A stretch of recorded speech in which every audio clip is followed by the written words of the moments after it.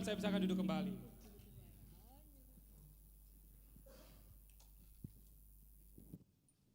Sudah minggu yang kedua di bulan Desember. Saya mau survei dulu ini anak-anak Tuhan. Siapa yang sudah pernah menghadiri Natal, perayaan Natal di luaran gereja? Baru 2, 3, 2 orang, puji Tuhan. Saya sebenarnya bukan fans perayaan Natal, ya, tidak fans perayaan Natal. Saya lebih fans ibadah malam Natal. Karena nanti khotbah ini mungkin akan nyambung ke sana gitu ya. Seharusnya kalau orang banyak datang ke perayaan Natal dan pesannya tepat, harusnya ibadah itu enggak on off gitu ya. Nanti minggu pertama, Januari, bersukacita, Februari udah letih lesu gitu. Jadi kadang dalam perayaan Natal memang judulnya perayaan ya. Banyak elemen-elemen di mana lebih kepada perayaannya dibanding, saya tidak tahu, pendapat pribadi saya memahami kenapa Tuhan Yesus datang. Kadang kita melupakan esensi kelahiran Yesus sehingga kita lebih menyenangi efek perayaannya. Karena nanti saya ketemu dengan teman saya sudah lama tidak datang. Pak Jupa do donga samargaku, Pak Jupa do arisaku, segala macam, ngalih ngamida Pak Jupa. Jadi esensinya kadang motivasi untuk datang dalam perayaan Natal itu lebih kepada reuni. Kadang kita melupakan kenapa kita merayakan Natal. Dan hari ini firman Tuhan akan mungkin sebagiannya akan mengarah ke sana. Tetapi saya juga bersuka cita hari ini dari lagu pertama sampai lagu terakhir. Pujian yang dipilih oleh hambanya Bapak Sintu Asiahan align sejalan dengan firman yang akan saya sampaikan. Jadi pesan intinya lewat puji-pujian tadi sudah disampaikan hambanya. Jadi saya paling nanti mengelaborasi karena lewat pujian penyembahan ada firman Tuhan yang disampaikan. Puji Tuhan. Sudah dielaborasi mengenai kasih Allah yang luar biasa. Kenapa Tuhan Yesus datang? Karena kasihnya. Itu jangan kita lupakan, perayaan Natal seharusnya mengingat itu kembali. Puji Tuhan. Firman Tuhan akan saya bawakan dari Yohanes 21 ayat 15 sampai 19. Yohanes 21 ayat 15 sampai ke 19. Masih ingat di mana Yohanes, anak Tuhan? Yohanes 21 di mana? Di Alkitabnya. Siapa tahu kita udah lupa kan? Enggak pernah lagi bawa Alkitab ke gereja. Boleh tanamihan yan, bolo tasnya balga biasa isinya Alkitab. Zaman sekarang ada perubahan-perubahan. Ya kalau handphonenya ada Alkitab dan dibaca, puji Tuhan, gitu ya. Karena nanti itu kita yang kadang lupa bahwa perlu fondasi yang kuat memahami firman Tuhan. Supaya kemanapun kita melangkah, apapun yang kita hadapi, sakit penyakit yang datang, pencobaan yang datang, kita tetap kuat kokoh berdiri. Kalau Alkitab kita tidak kita baca, bagaimana kita memahami apa maksud Tuhan di dalam hidup kita? Mumpung akhir tahun ya, refleksikan banyak akhir tahun ya, refleksi. Sebenarnya kita sudah sejauh apa mengenal Tuhan, sehingga ketika terpaan datang, cobaan datang, duka datang, kita tahu bahwa ada Allah yang menjadi fondasi kita sehingga kita tidak goyah. Puji Tuhan. Jadi Yohanes 21 itu setelah Yohanes 20 gitu ya, jadi gampang untuk mencari di Alkitabnya.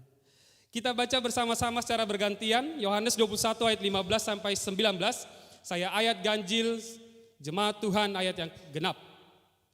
Perikopnya di sana, gembalakanlah domba-dombaku. Sesudah sarapan, Yesus berkata kepada Simon Petrus, Simon anak Yohanes, apakah engkau mengasihi aku lebih daripada mereka ini? Jawab Petrus kepadanya, benar Tuhan, engkau tahu bahwa aku mengasihi engkau. Kata Yesus kepadanya, gembalakanlah domba-dombaku.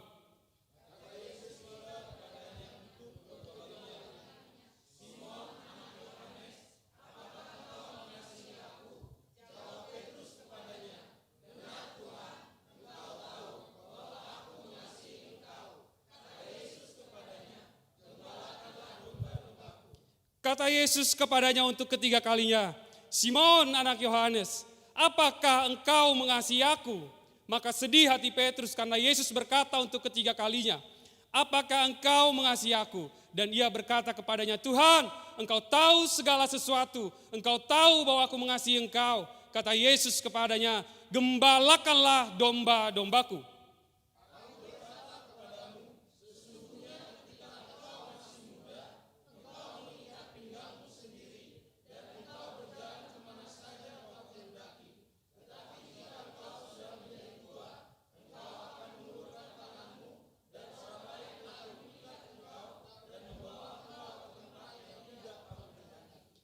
Dan hal ini dikatakannya untuk menyatakan bagaimana Petrus akan mati dan memuliakan Allah.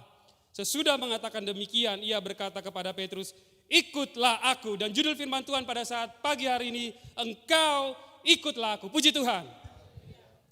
Di ibadah kaum Bapa saya sudah menyampaikan dan saya memenuhi janji saya akan bercerita mengenai Petrus lagi gitu ya. Di ibadah kaum Bapa di minggu terakhir November, saya membawa kisah sebelum di mana Tuhan Yesus disalibkan. Di mana Petrus salah satunya di sana murid Yesus terjadi pembasuhan kaki. Tuhan Yesus hendak menyampaikan segala pesan-pesannya ketika dia hendak pergi menghadap Bapa. Di sana Tuhan Yesus katakan, mereka harus mengasihi. Dan Petrus, siapa Petrus ini? Kalau kemarin ibadah kaum Bapa saya bilang, ada jugul-jugulna. Petrus ini manusia yang unik sebagai murid Yesus. Dari 12 orang, 2 orang sangat dekat dengan Yesus, Yohanes dan Petrus. Nah, Petrus sendiri bisa dibilang kalau dibaca beberapa literatur, Petrus ini ada jugul-jugulnya, keras kepalanya. Suka berdebat dengan Tuhan Yesus. Bahkan ketika Tuhan Yesus bilang, murid-muridku, saatku akan tiba. Nanti bisa dibaca dalam Matius 16. Saatku akan tiba. Datang dia menegur Yesus. Aduh masukmu katanya. Kita baca Matius 16 ayat 22. Matius 16 ayat 22. Kalau tidak salah ya. Matius 16 ayat 22. Nah di sini ketika Tuhan Yesus berkata, aku akan pergi menghadap Bapakku, akan disiksa, kalian juga akan menghadapi berbagai macam penderitaan karena namaku. Respon dari Petrus, tetapi Petrus menarik Yesus ke samping dan menegur dia, katanya, Tuhan, kiranya Allah menjauhkan hal itu sekali-sekali tak akan menimpa engkau. Menegur Yesus, barani mana kan? Petrus menegur Yesus. Emang keras kepala orangnya. Tetapi jangan salah, nanti baca di rumah Matius 16 ayat di depan, bahwa kunci surga diberikan kepada Petrus. Kunci surga apa? Petrus juga di akhirnya dalam ayat ini sebenarnya yang kita baca dalam Yohanes 12. Petrus diberikan tugas untuk melanjutkan misi Kristus. Gembalakan domba-dombaku. Dialah pemimpin yang dipilih Tuhan Yesus. Jadi jugul pehita amanginang, Tuhan Yesus mengasihi kita. Seberapa kali Petrus jatuh, Tuhan Yesus memulihkan dia, merestorasi dia, mengembalikan keadaannya dan tetap dipakai Yesus. Lebih jauh nanti kita akan pelajari firman ini. Kemudian di sana kalau kita lihat dalam Yohanes 21 ini, 3 kali Yesus berkata, benarkah engkau mengasihi aku Petrus? Kalau kita refleksikan bagaimana kisah penyangkalan Petrus akan Tuhan Yesus. Ada sebanyak berapa kali Bapak Ibu? 3 kali. Tuhan Yesus bertanya sampai 3 kali. Apakah engkau benar mengasihi aku? Dan ketika saat perjamuan, Petrus pamalo-maloh. Dia bilang, aku yang paling mengasihi engkau dibanding murid yang lain. Baca Matius 26 ayat 31 sampai 35. Matius 26 ayat 31 sampai 35 dikatakan demikian. Maka berkatalah Yesus kepada mereka, malam ini kamu semua akan tergoncang imanmu karena aku. Sebab ada tertulis, aku akan membunuh gembala dan kawanan domba itu akan tercerai-berai.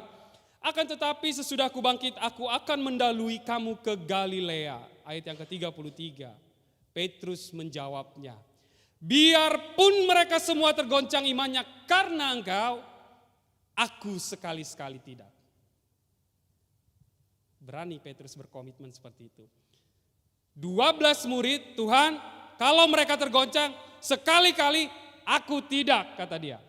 Kemudian 34 Yesus berkata kepadanya, aku berkata kepadamu, sesungguhnya malam ini sebelum ayam berkokok, engkau telah menyangkal aku 3 kali. Ayat yang ke-35. Apa respon Petrus?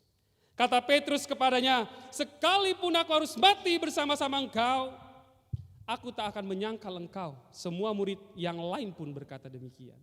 Hebat Petrus. Imannya, Tuhan, apapun yang terjadi, aku mengasihi engkau, aku mengikut engkau. Ini satu rangkaian. Selesai perjamuan, selesai mereka berbincang-bincang, kan Tuhan Yesus langsung ditangkap pada saat itu ya. Setelah itu saja, kemudian mereka ditangkap. Kemudian para tentara sudah datang mau menangkap Yesus, terjadi penyangkalan yang pertama.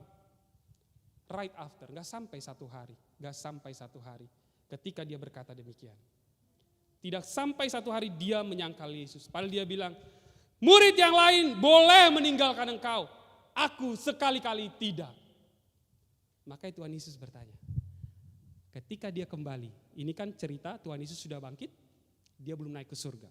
Tuhan Yesus menampakkan diri di Danau Galilea. Dikatakan, Petrus, apakah engkau mengasihi aku? Tuhan ingatkan dia. Jadi menarik di sini bagaimana Petrus diingatkan oleh Tuhan di dalam Yohanes 21 ini apa yang sudah dia lakukan. Kemudian kata kasih yang digunakan Petrus. Bagaimana dia sebenarnya imannya tergoncang luar biasa. Kalau kita baca di dalam Markus 14 ayat 71. Markus 14 ayat 71 dikatakan di sana, ketika pertanyaan ketiga ditanyakan, engkau kan muridnya dia. Yang ketiga kali dikatakan seperti ini. Mulailah Petrus mengutuk dan bersumpah, aku tidak kenal orang yang kamu sebut-sebut ini. Sampai mengutuk. Bagaimana orang yang mengasihi Yesus mengutuk? Dia memang dikatakan beberapa referensi mengutuki dirinya, bukan mengutuki Yesus. Tetapi kan disitu kan ayam berkokok, dia langsung ingat. Petrus baru mengatakan, aku mengasihi. Aku mengasihi. Siapapun murid-murid Yesus yang tidak mengasihi, kalau aku Tuhan, aku nomor satu. Lihat, tidak sampai 24 jam. Dia sudah menyangkal Yesus 3 kali. Apa yang kita bisa pelajari dari Yohanes 21 ayat 15 sampai 19 ini? Pertama, pengampunan dan pemulihan Tuhan berikan bagi setiap kita. Puji Tuhan.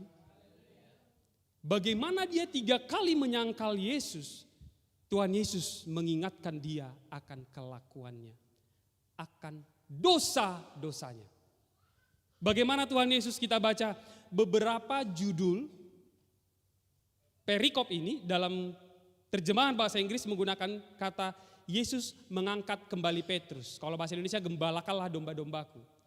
Dalam beberapa Alkitab bahasa Inggris dikatakan Yesus mengangkat kembali Petrus. Dia sudah jatuh, menyangkal Yesus 3 kali, kemudian Yesus mengangkat dia kembali. Kalau kita lihat ayat yang ke-15, pertanyaan Yesus. Simon anak Yohanes, apakah engkau mengasihi aku lebih daripada mereka ini? Lihat, Tuhan Yesus mengingatkan ketika dia berkata di awal, aku lebih mengasihi engkau dibanding murid yang lain. Tuhan Yesus ingatkan, Yohanes, Simon Petrus, apakah engkau mengasihi aku lebih daripada ini?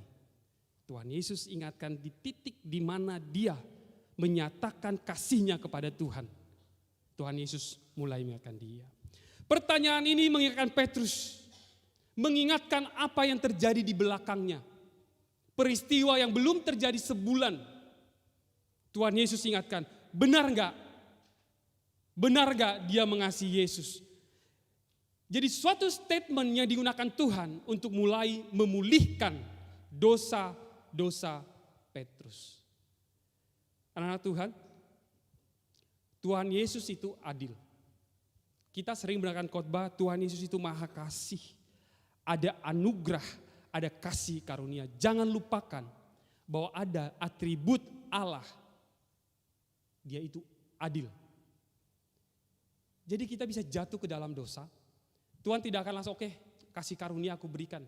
Dia ingatkan supaya kita bertobat lebih dahulu. Dia ingatkan kita.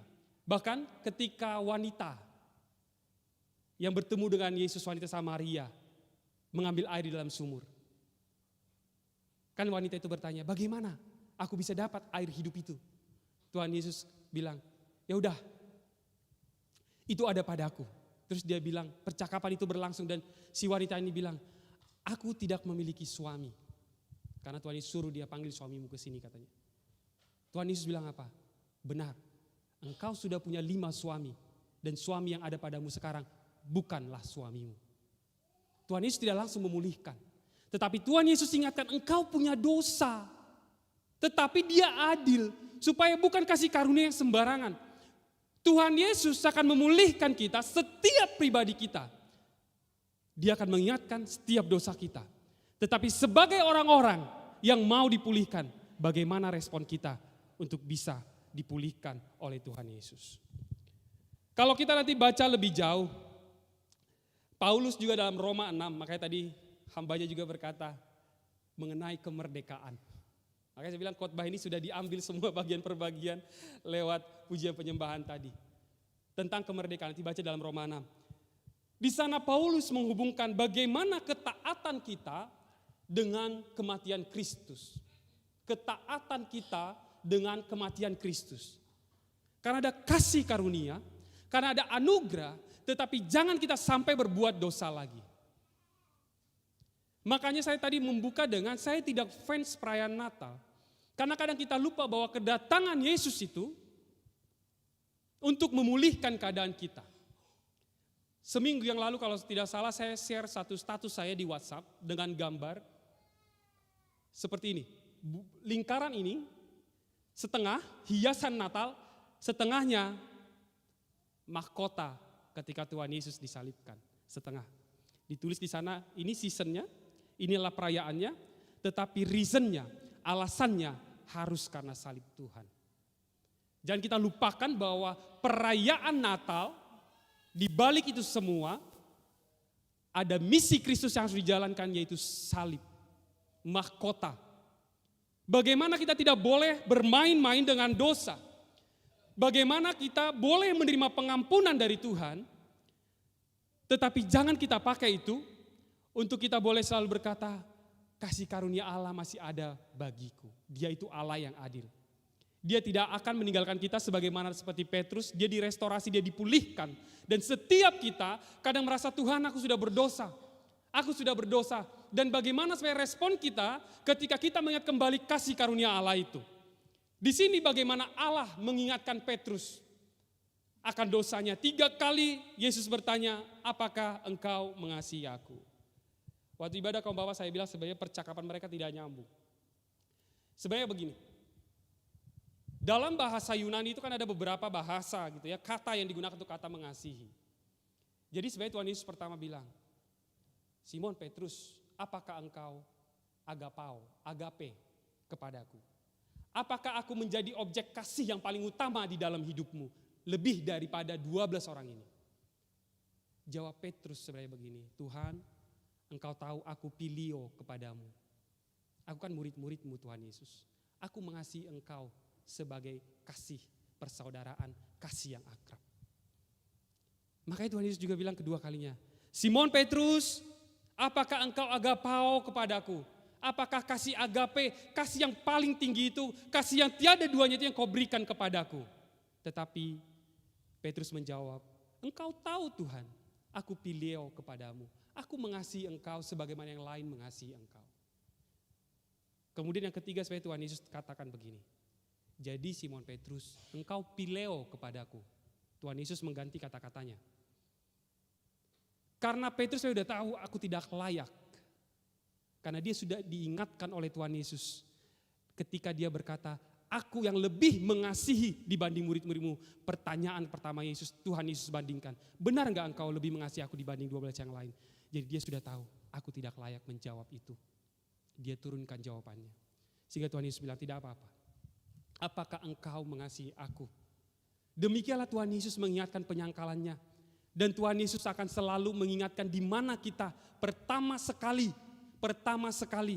melakukan dosa itu. Dan itu juga akan selalu kita ingat, di mana titik kita jatuh, di sanalah sebaiknya titik pertobatan itu terjadi. Di mana kita jatuh, disitulah kita mulai memulihkan keadaan kita. Mungkin beberapa nanti kalau mendengarkan khotbah berkata, sudah tidak ada lagi kata agape, kata pileo dan lain-lain. Tetapi Yohanes menuliskan ini pasti ada maksud dan tujuannya. Kemudian lebih jauh lagi kita mau melihat bagaimana Tuhan Yesus melakukan percakapan yang mendalam di ayat yang ke-17 itu. Tuhan Yesus mengajak Petrus, mari aku memulihkan engkau, kita harus berbicara lebih dalam. Makanya Tuhan Yesus sampai kalau bisa dibilang menggunakan kata yang lain. Di dalam ayat yang ke-17 itu dikatakan, kata Yesus kepadanya untuk ketiga kalinya, Simon anak Yohanes, apakah engkau mengasihi aku? Maka sedih hati Petrus. Karena Tuhan Yesus mau berbicara dalam dengan dia. ketika dia sudah menyangkal Yesus. Bagaimana responnya Simon Petrus? Dalam bahasa Indonesia dikatakan sedihlah hatinya. Dalam bahasa Inggris beberapa Alkitab menggunakan kata yang berbeda-beda. Dikatakan di sana dia deeply hurt. Dia sangat terluka dengan pertanyaan Yesus yang ketiga kali. Dia terluka, dia mengingat kembali semuanya. Dia terluka bukan cuma sedih. Diingatkan akan dosa-dosanya, dia terluka. Ada juga terjemahan yang menggunakan Peter was grief. Petrus benar-benar berduka. Berduka, gak cuma sedih, berduka. Dia menyesali segala sesuatu yang di belakangnya dan dia berduka. Kemudian juga berkatakan Peter was distressed. Kemudian Petrus merasa tertekan ketika Tuhan Yesus sudah menanyakan 3 kali. Ketika Tuhan Yesus mengajak dia berbicara lebih dalam. Kenapa? Lebih jauh kita pelajari firman ini. Kalau kata Sintuasian kemarin mungkin kita butuh sekali diproses ya dengan lama firman Tuhan. Nanti sejauh apa penyampaian firman Tuhan ini kita sabar mendengarkan. Haleluya. Kita lihat lebih jauh. Bagaimana Tuhan Yesus memulihkan keadaan Petrus. Pertama, ketika Tuhan Yesus mengingatkan dia bertanya, apakah engkau mengasihi aku? Baca nanti Yohanes 12 ayat 1 sampai 14 sebelum dari pasal ini. Di sana dikatakan mereka sedang memancing atau menangkap ikan. Ingat bagaimana Simon Petrus dipanggil oleh Tuhan Yesus? Dia ketika menjala ikan. Di mana? Di Danau Galilea. Persis sama. Kapan dia menyangkal Yesus? Jelang pagi. Ketika dikatakan dalam Yohanes 21 dan di pasal-pasal di Matius bisa dibaca di Markus. Dikatakan di sana. Setelah mereka menangkap ikan, kemudian mereka mulai membakar ikan. Jadi nggak ada transisi waktu antara kegiatan itu. Jadi di mana momen pagi dia menyangkal Yesus, momen pagi dipakai Yesus mengingatkan dia. Lebih jauh lagi. Kalau nanti dibaca lebih detail dari Matius dan Markus dan Lukas. Di mana dia menyangkal Yesus? Di depan tungku perapian. Di mana Tuhan Yesus mengingatkan pertanyaan itu? Di depan tungku perapian ketika mereka membakar ikan. Jadi Tuhan Yesus menggunakan semua momen mengingatkan Petrus, aku mengasihi engkau Petrus dan engkau menyangkal aku. Dari titik tempat di mana dia dipanggil pertama sekali sampai titik di mana dia menyangkal, Tuhan Yesus pakai semua momen itu untuk mengingatkan Petrus akan dosanya. Refleksi untuk kita ketika kita jatuh ke dalam dosa. Coba ingat segala sesuatu, dengarkan suara Tuhan, mungkin akan Tuhan ingatkan. Engkau tidak mengasihi keluargamu, engkau tidak mengasihi istrimu, engkau sudah berdosa kepada saudaramu. Ingat di mana engkau jatuh, di mana engkau menyangkal Yesus. Ketika engkau berdoa, dengarkan suara Tuhan. Tuhan akan pakai momen di mana kita jatuh dan Tuhan hendak memulihkan kita dari titik yang sama. Supaya kita benar-benar dipulihkan. Dan lihat, Petrus dikatakan di sana, gembalakanlah domba-dombaku. Dia dipakai Tuhan dan sebagai orang yang sudah dipulihkan, dia dipakai Tuhan secara luar biasa. Jadi kalau kita jatuh ke dalam dosa, ketika kita sudah mau dipulihkan dan datang kepada Tuhan, kita akan dipakai Tuhan secara luar biasa. Puji Tuhan, jangan pernah takut datang kepada Tuhan ketika engkau sudah jatuh ke dalam dosa. Tuhan menanti dan Tuhan akan ingatkan, anakku kamu kemarin 2 tahun yang lalu sangat aktif melayani aku. Kenapa engkau jauh sekarang dari aku? Tuhan Yesus akan memakai itu terngiang-ngiang di dalam telinga kita supaya kita kembali kepadanya. Petrus beruntung masih bisa ketemu Tuhan Yesus. Kalau kita diajari bagaimana Roh Kudus bekerja di dalam kita mendengarkan suara Tuhan. Di mana kita jatuh, di situ Tuhan akan ingatkan kita. Makanya bangun persekutuan dengan Tuhan supaya kita boleh mendengar suara Tuhan, supaya Tuhan ingatkan kita di mana kita jatuh dan Tuhan akan pulihkan kita sebagaimana Petrus dipulihkan oleh Tuhan. Pelajaran yang kedua dari Yohanes ini, panggilan untuk pelayanan. Di sana dikatakan, apakah engkau mengasihi aku? Kemudian Tuhan Yesus cuma bilang, gembalakan domba-dombaku. Di sini bukan berarti tugas gembala doang Bapak pendeta kita. Firman Tuhan berlaku untuk kita semua. Gembalakan domba-dombaku. Dalam teks aslinya dan dalam bahasa Inggris di sana lebih detail. Bukan cuma gembalakan domba-dombaku. Pelihara domba-dombaku. Kasih makan domba-dombaku. Dikatakan di sana dalam ayat 15. Gembalakan domba-dombaku. Feed my lambs. Beri makan domba-dombaku. Shepherd my sheep, ayat 16. Gembalakan. Menggembalakan berarti apa? Dipelihara di kandangnya, di saat tiba saatnya harus keluar, dikeluarkan. Karena mereka harus refreshment itu ya. Domba-domba itu harus segar. Dia harus keluar dari kandangnya. Kemudian tugas gembala apa kita tahu? Ketika ada gembala yang hilang, mencari.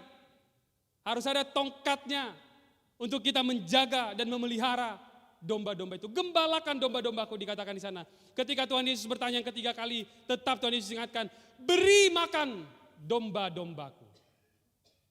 Jadi ketika kita mengasihi Yesus, gembalakan domba-dombaku, jaga, pelihara domba-domba yang sudah Tuhan percayakan kepada kita.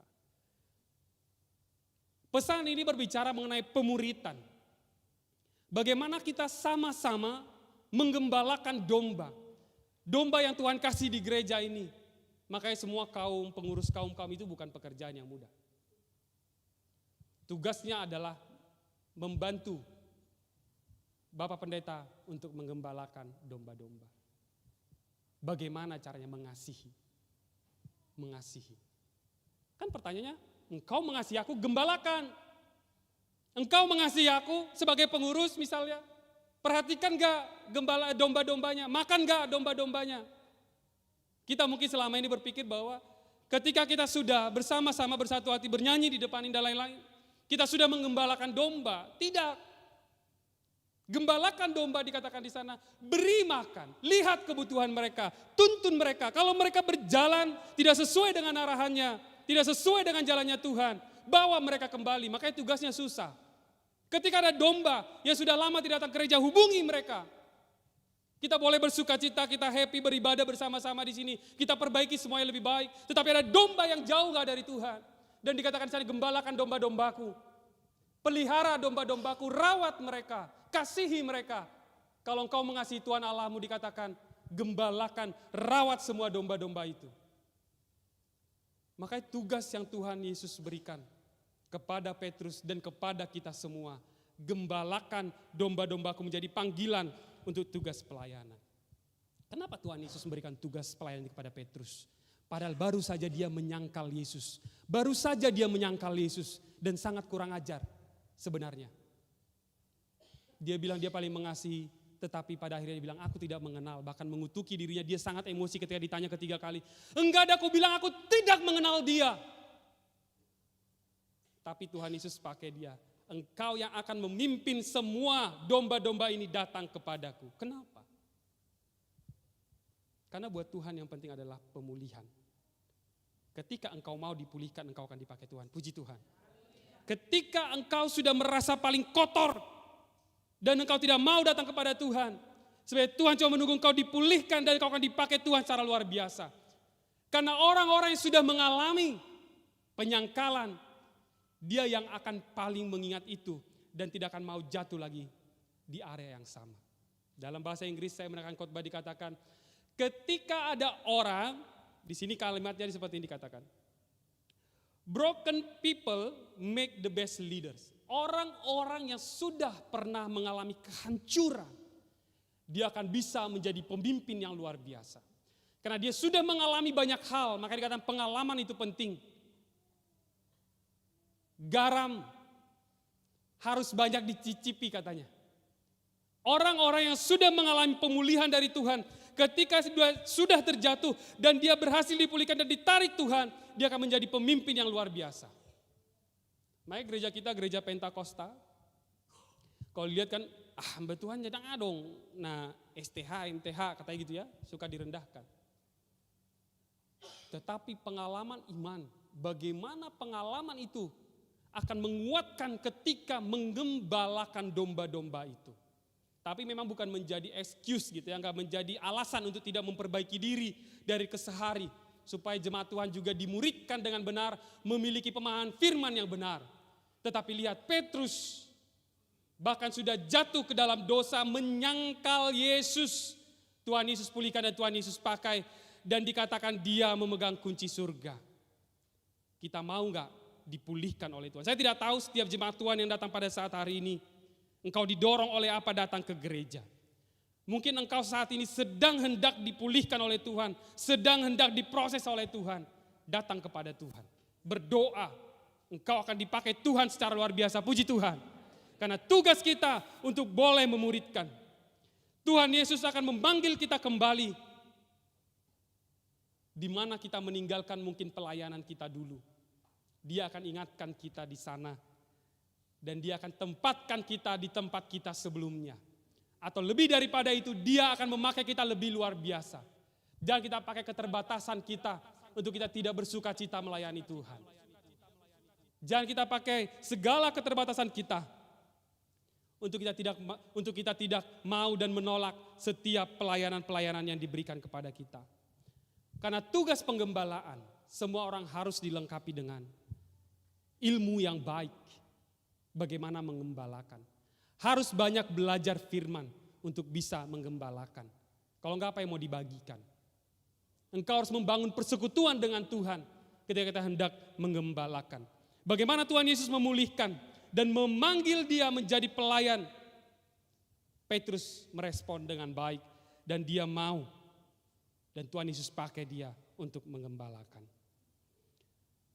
Pesan yang ketiga, kalau yang pertama tadi ada pengampunan dan pemulihan.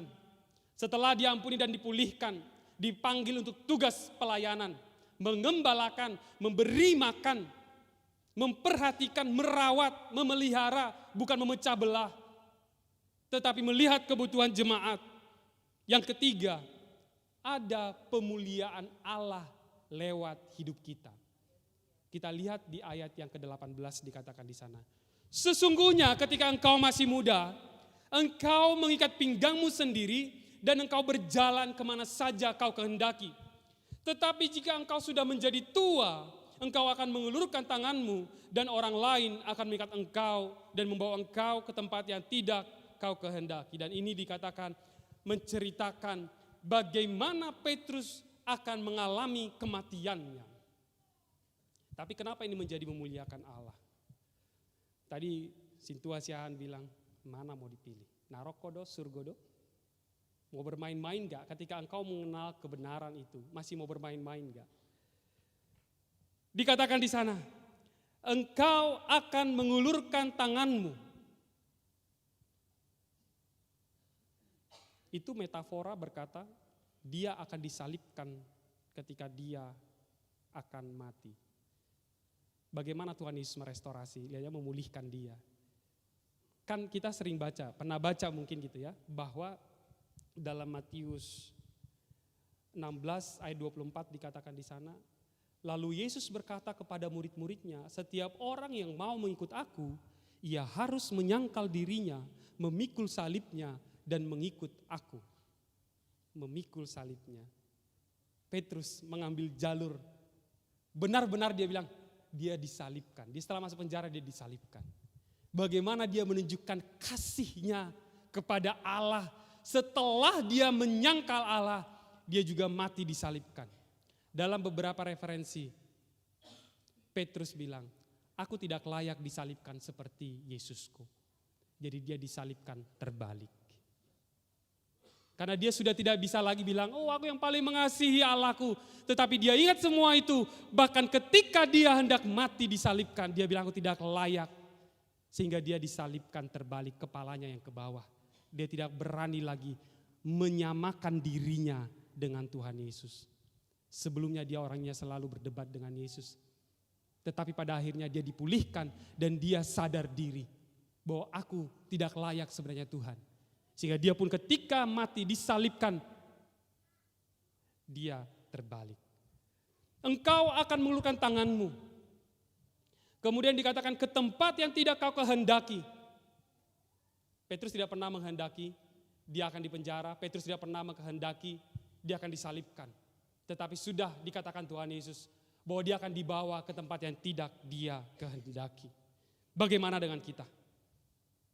Ketika kita belum bertemu dengan Yesus, dikatakan di sana tadi, ketika engkau masih muda, engkau mengikat pinggangmu sendiri, engkau berjalan kemanapun yang kau kehendaki. Ketika kita belum mengenal Yesus, kau berjalan kemanapun terserah. Berbuat dosa terserah. Makanya tadi Amos saya ada mengingatkan. Tetapi kalau sudah mengenal kebenaran itu, engkau sudah tahu Tuhan Yesus. Engkau sudah tua dikatakan di sana, orang lain akan mengingat engkau. Engkau yang seharusnya sudah mengenal Yesus tidak boleh sembarangan lagi untuk jatuh ke dalam dosa. Maka tadi kasih karunia Allah, bagaimana Allah memberikan kasih karunia itu jangan selalu kita pakai sebagai alasan kita. Karena Tuhan Yesus itu adalah Allah yang adil. Dan dikatakan kalau engkau sudah tua, engkau akan mengulurkan tanganmu. Dan bagi kita, ketika kita sudah mengenal Yesus, udahlah enggak usah lagi macam-macam dengan Tuhan Yesus. Bersungguh-sungguh kita. Tidak ada pilihan lagi. Surga mana neraka, pilih surga, udah. Pilihannya ada cuma satu gitu ya. Haleluya. Karena kita sudah mengenal Tuhan. Kita sudah mengenal Tuhan. Pilihan kita cuma satu. Kita pilih surga kekekalan itu. Jadi untuk kita yang sudah mengenal Yesus katakan, ulurkan tanganmu. Makanya tadi lagu terakhir juga. Bapa pegang erat tanganku. Ketika pegang erat bagaimana kita mengulurkan tangan? Haleluya. Ke atas kita ulurkan tangan. Sekarang pesan untuk kita. Ulurkan tangan kita ke bawah juga. Menolong orang-orang. Ulurkan tanganmu, panggilan untuk kita dalam pelayanan. Mau gak kita mengulurkan tangan, memberikan uang kita kunjungan ke panti asuhan, berapa yang kita berikan? Bisakah kita beri waktu kita untuk orang yang sakit? Bisa kita mendengarkan telinga kita untuk mendengarkan cerita orang lain? Bisakah kita memberikan apa yang kita punya, talenta kita yang Tuhan sudah percayakan, kita ulurkan untuk melayani Tuhan. Puji Tuhan, panggilan untuk kita. Makanya dengan kisah Petrus, dia memuliakan Allah pada akhirnya. Dia mati martir. Dia dipenjara dan disalibkan. Karena dia memberitakan Kristus. Puji Tuhan. Injil Yohanes, fokus utamanya adalah menyatakan bahwa Kristus adalah Yesus dan dialah Tuhan Sang Penyelamat. Fokus Yohanes menuliskan adalah di sana. Jadi bagaimana kita boleh mengenal Tuhan lewat hidup Petrus dan Tuhan dimuliakan karena dia menjalankan tugas pelayan itu. Gembalakan domba-dombaku. Dia membawa domba-domba itu kepada Tuhan. Dan di ayat 19 kata yang terakhir, ikutlah aku. Ikutlah aku. Tuhan Yesus kembali mengingatkan, ketika pertama sekali Petrus dipanggil menjadi muridnya, ketika dia sedang menjala ikan, ikutlah aku. Pernyataan kedua kali setelah dia jatuh ke dalam dosa, Tuhan Yesus ingatkan, ikutlah aku. Keren ya Tuhan Yesus ya. Dia ingatkan, ikutlah aku. Ada kesempatan kedua, ikutlah aku. Walaupun kita sudah jatuh ke dalam dosa. Kata-kata yang sama yang Tuhan pakai memanggil pertama sekali. Kata-kata yang sama Tuhan Yesus pakai kembali untuk memanggil dia, ikutlah aku. Apa kita mau menjawab itu? Ikutlah aku, kata Tuhan Yesus. Ikutlah aku. Kalau engkau sudah jatuh ke dalam dosa. Dengarkan suara Tuhan katanya, ikutlah aku. Dalam Yohanes 21 ayat 15 sampai 19 ini, bagaimana kisah Simon Petrus yang diingatkan Tuhan, dipulihkan Tuhan akan segenap kehidupannya. Dan Tuhan mengingatkan mengasihi. Mengasihi. Bagaimana kita mengasihi diwujudkan dengan gembalakanlah domba-dombaku. Tadi menggembalakan, memberi makan, merawat, menjaga, memelihara, menuntun, mengajari. Itu yang harus kita lakukan ketika kita sudah dipanggil Tuhan dan mau mengasihi Tuhan. Jadi mengasihi, bagaimana kita berbuat kepada orang lain. Saya tambahkan sedikit supaya firman sampai di ujung. Yohanes 21 ayat 20 sampai 23 dikatakan demikian. Murid yang dikasihi Yesus. Nah ini kita belajar lagi si Petrus seperti apa ya. Ketika Petrus berpaling, ia melihat bahwa murid yang dikasihi Yesus sedang mengikuti mereka, yaitu murid yang pada waktu mereka sedang makan bersama duduk dekat Yesus dan yang berkata, Tuhan, siapakah dia yang akan menyerahkan Engkau? Ketika Petrus melihat murid itu, ia berkata kepada Yesus, Tuhan, apakah akan terjadi dengan dia ini? Ayat 22 jawab Yesus, jikalau aku mengkehendaki supaya ia tinggal hidup sampai aku datang, itu bukan urusanmu. Tetapi engkau ikutlah aku. Maka tersebarlah kabar di antara saudara-saudara itu bahwa murid itu tidak akan mati.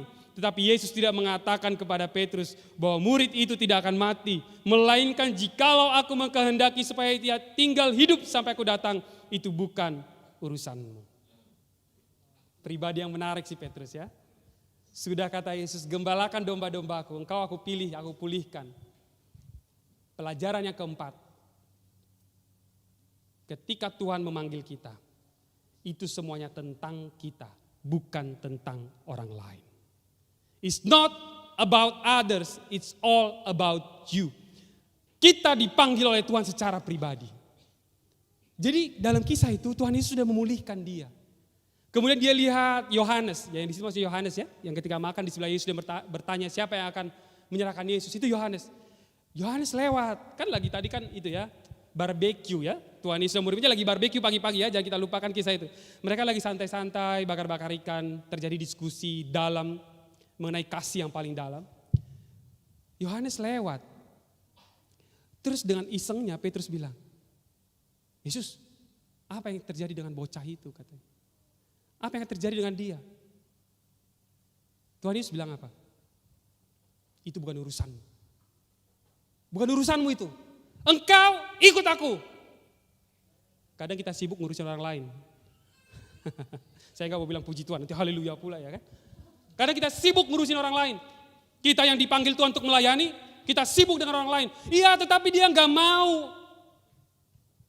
Kita yang punya suara, oh iya tetapi mereka udah gak mau muji Tuhan, aku juga gak mau lah. Kita udah dipanggil Tuhan menjadi apa? Tapi kan dia udah lebih lama di gereja ini. Gak enak lah. Tetapi engkau ikutlah aku. Itu bukan urusanmu. Apa yang kulakukan dengan orang lain kata Yesus, tidak urusanmu. Jadi ketika kita dipanggil oleh Tuhan, ketika kita dipulihkan oleh Tuhan, dan hubungan itu adalah hubungan pribadi kita dengan Tuhan. Tetapi engkau ikutlah aku. Jangan kita mau dipengaruhi oleh orang lain, puji Tuhan. Ketika engkau sudah mendengarkan panggilan, jangan engkau takut. Anong idok ko nausongonon. Anong idok ko pajolo-jolohon, katanya pula kan. Dibilang tidak menghormati, tidak menghargai orang yang sudah lebih dahulu. Posodo piau, dikatakan nanti orang muda sembarangan. It's not about others, it's all about us. Pribadi kita masing-masing. Maka kata Tuhan Yesus diingatkan, enggak urusanmu bagaimana aku memproses orang lain, tetapi urusanmu adalah ikutlah aku, kata Yesus. Puji Tuhan. Sekarang pertanyaan kepada kita, mau enggak kita mengikut Yesus? Puji Tuhan. Jangan terlalu sibuk mengurusi urusan orang lain. Jika engkau sudah diberikan Tuhan, aku mau melayani Tuhan, aku mau ngambil bagian. Jangan terpengaruh dengan orang lain. Ketika engkau sudah mau melangkah, mengunjungi orang sakit, tetapi karena tidak ada orang lain yang mau ikut, karena kesibukannya mereka, tetapi itu bukan urusanmu, tetapi engkau ikutlah aku, datang melayani orang. Jadi kita tidak tergantung kepada orang lain, Tuhan Yesus katakan. Itu bukan urusanmu dan jangan kita mengurusi urusan orang lain. Jangan kita mau mencampuri urusan orang lain, bangun hubungan pribadi kita dengan Tuhan.